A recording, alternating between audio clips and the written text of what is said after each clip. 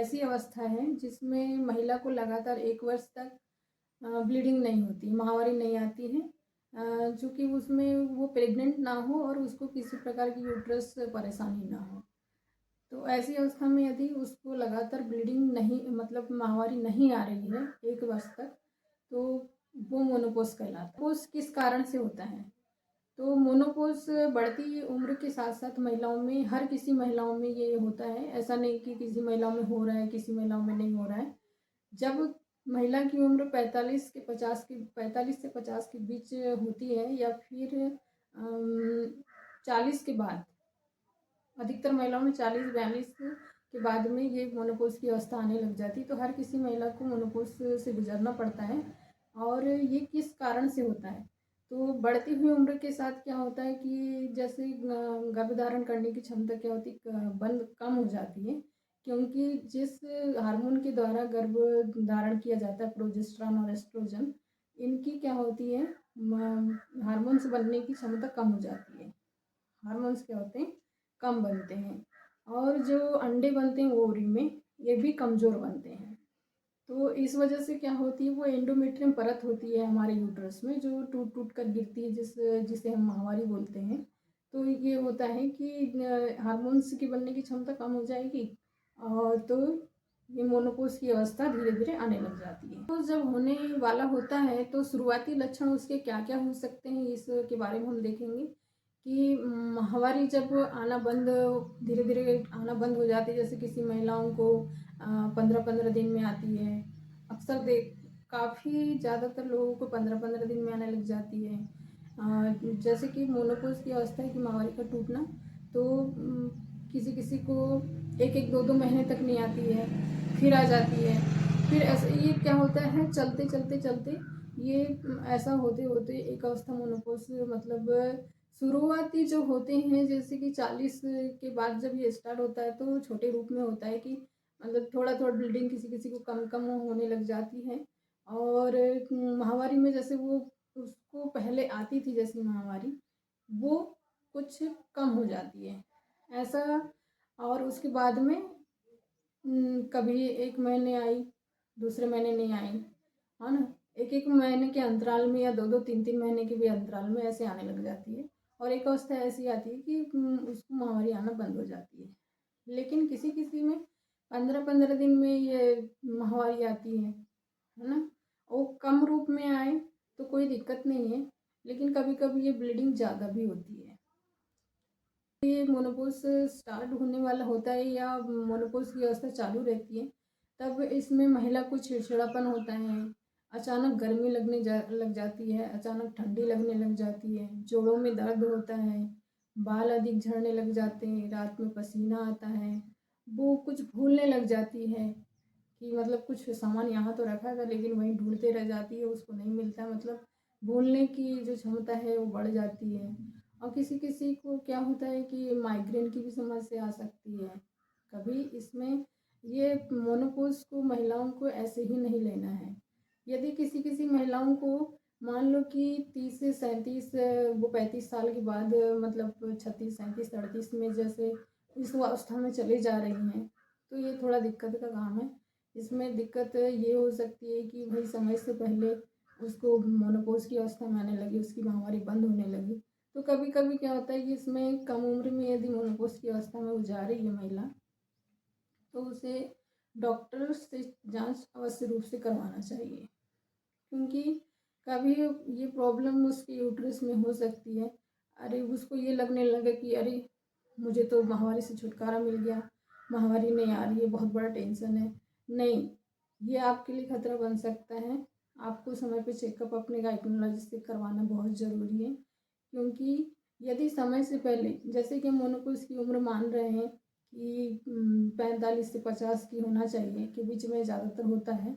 42-43 से भी हो जाता है, लेकिन यदि महिला 35, 36, 37 साल, 40 के नीचे है और उसके साथ में यदि मेनोपॉज़ से यानी माहवारी बंद हो रही है, उसकी बंद होने लगी या टूट मतलब 1-1, 2-2 महीने के अंतराल में आ रही है, तो उसको अपने डॉक्टर से दिखवाना बहुत ज़रूरी है।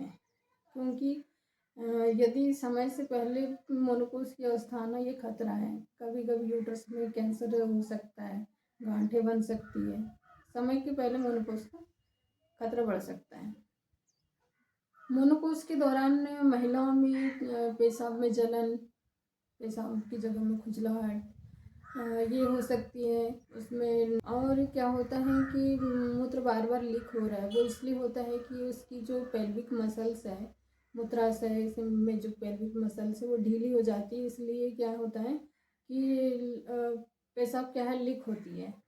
किसी-किसी महिलाओं में क्या होता है कि मेनोपॉज़ जल्दी ही क्यों हो जाता है, कई महिलाओं में जल्दी ही मेनोपॉज़ की प्रक्रिया चालू हो जाती है कि 40 साल के पहले।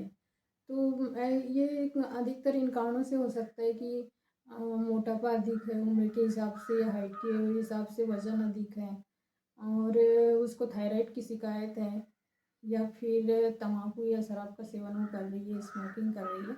इस वजह से जल्दी मेनोपॉज़ का कारण ये बन सकता है। लेकिन किसको मतलब चेकअप की अति आवश्यकता है और किसको नहीं है।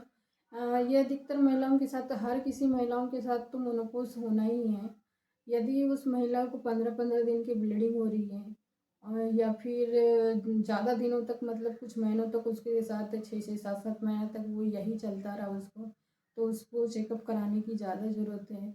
यदि 2-3 महीने नहीं आया, महीना माहवारी नहीं हुई और उसके बाद में अचानक आई तो बहुत ज़्यादा हेवी ब्लीडिंग हो रही है, इसको लगातार 15-20 दिन से या 7-8 दिन से या फिर 5 दिन से अधिक उसको ब्लीडिंग हो रही है, तो उसको चेकअप करवाने की अति आवश्यकता है।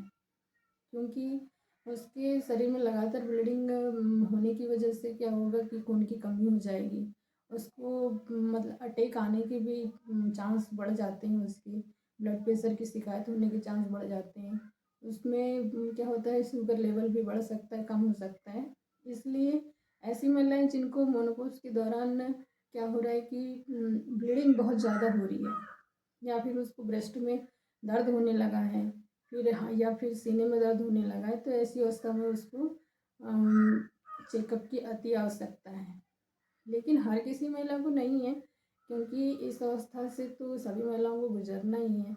तो जब अति गंभीर लक्षण आपको लगने लगे कि आप मतलब अपने आप में बेचैन महसूस करने लगे, आपको खुद समझ में आएगा कि ब्लीडिंग ज़्यादा हो रही है, मुझे थकावट हो रही है, जल्दी कमज़ोर हो जा रही हूँ, ये और या फिर कोई शरीर में अन्य दर्द होने लगा है, तकलीफ बढ़ने लगी, तो आपको अपने डॉक्टर से ज़रूर दिखवाना है। मेनोपॉज़ के दौरान हमको अपने ऊपर ज़्यादा ध्यान रखने की ज़रूरत है, क्योंकि जब माहवारी टूटती है या फिर बार-बार ब्लीडिंग हो रही है या फिर नहीं भी हो रही है, तो ये जो मेनोपॉज़ की अवस्था है, रिस्क वाली चीज़ें हैं। इस समय हमको अपने ऊपर शारीरिक रूप से ध्यान रखना पड़ेगा कि आपको क्या होता है कि मेनोपॉज़ के समय शरीर में कैल्शियम की बहुत कमी होने लग जाती है। इसलिए आपको कैल्शियम विटामिन D3 की गोलियां लेनी है या फिर आपको अधिक टाइम धूप में बैठना है, जो सुबह की धूप होती है, जिसमें कि आपको धूप से विटामिन डी मिलेगा। और आपको प्रोटीन अधिक लेगा, मतलब हरी सब्जियां का इस्तेमाल करना पड़ेगा ताकि आप थोड़ा कंफर्टेबल महसूस करेंगे यदि ये सब का सेवन आप करेंगे। और इसमें मेनोपॉज़ के बाद में जो लक्षण आने लग जाते हैं कि अत्यधिक गर्मी लगना, ठंड लगना, जोड़ों में दर्द होना, तो जो मेनोपॉज़ के बाद ये अधिकतर लक्षण आते ही हैं। इसलिए ये डाइट को मेंटेन करके रखना पड़ेगा, अपने लाइफ़स्टाइल को बदलना पड़ेगा और योगा और एक्सरसाइज़ ये सारी चीज़ों को करना पड़ेगा।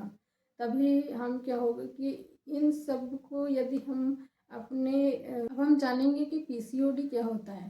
पीसीओडी उसी को कहते हैं जो इर्रेगुलर पीरियड्स का आना पीसीओडी है, जिसमें कि 1 महीने, 2 महीने, 3 महीने तक लगातार माहवारी आई, उसके बाद में 2-3 महीने आई ही नहीं, फिर उसके बाद में फिर आई। ऐसे रुक-रुक कर हर मंथली रेगुलर रूप से पीरियड्स का ना आना पीसीओडी है। तो पीसीओडी के लिए मैं एक नुस्खा सुलेमान खान सर के अनुसार बताना चाहूँगी कि उन्होंने कहा कि पीसीओडी से हम बच सकते हैं जैसे कि हमको 1 चम्मच क्या है पिसा हुआ जीरा लेना है और 1 चम्मच सौंफ लेना है पीसी हुई। ये दोनों चीज़ों को एक साथ हम 1 गिलास पानी में बॉईल करेंगे और उस गिलास को ढक कर रख देंगे। अब आधा चम्मच हमको लेना है अदरक। अदरक को पीस कर हम उससे भी उबाल लेंगे आधा गिलास पानी में। अच्छा बॉईल होने देंगे उसको और उसमें 3-4 चुटकी हल्दी की मिलाएंगे। अब ये भी पानी को हम गुनगुना होने ढक के रख देंगे और इसमें अब यदि आपको इसका स्वाद ये दोनों क्या होगा, ये दोनों गिलासों को मिक्स करेंगे यदि गुनगुना हो गया। उसके बाद में यदि स्वाद आपको अच्छा नहीं लग रहा है तो इसमें हम गुड़ ऐड कर सकते हैं। इस गुड़ को ऐड करेंगे, स्वाद आपको ठीक ठाक लगेगा। अब इसको हम क्या करना है, ये जो पानी उबला हुआ हमने रखा है इसको हमको रोज़ाना, जैसे आपका क्या था कि महीना पिछले महीने में क्या हुआ था 28 तारीख को आया था, इस महीने आपका 28 तारीख बीत गया लेकिन महीना नहीं आया। तो आपको क्या करना है कि इस जो पानी हमने तैयार किया है बॉईल करके, इसे हमको रोज़ रात सोने के पहले रोज़ इस पानी का सेवन करना है। कब तक करना है, जब तक कि आपकी माहवारी न आ जाए। तो ये नुस्खा बहुत अच्छा है, ये उपयोग किया गया है इसीलिए मैं यहाँ इस वीडियो में बता रही हूँ। तो इससे क्या होता है, मैं पीरियड्स आ जाते हैं।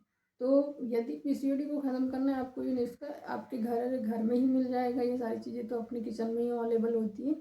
तो आपको ये करके देखना है, आप भी करिएगा क्योंकि ये हमारे द्वारा इस्तेमाल किया हुआ है नुस्खा और ये बहुत अच्छा है, बहुत असरदार है।